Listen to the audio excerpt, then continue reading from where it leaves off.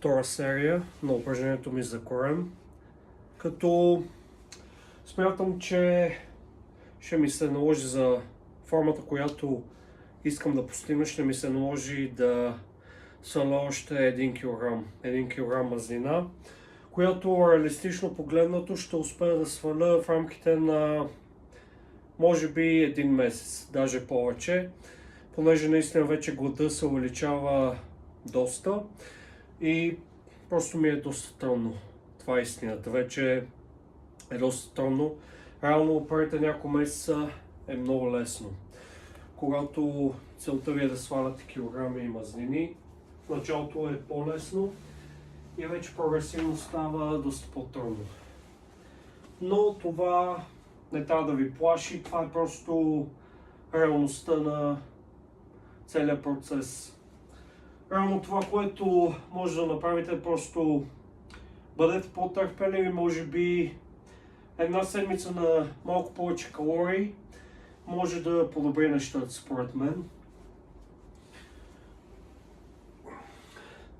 1-2 седмици, разбира се, не бъдете в излишък и ако все пак решите да сте, нека той да бъде много лек,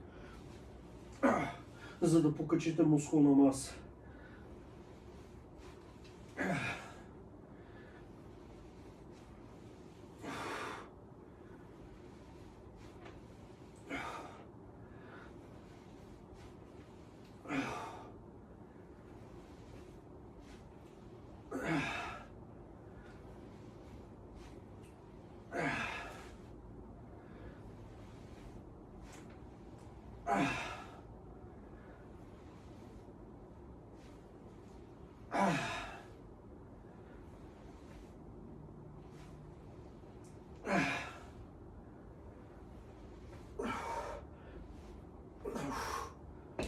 Добре, успях да направя 10 повторения пак, от което съм много доволен.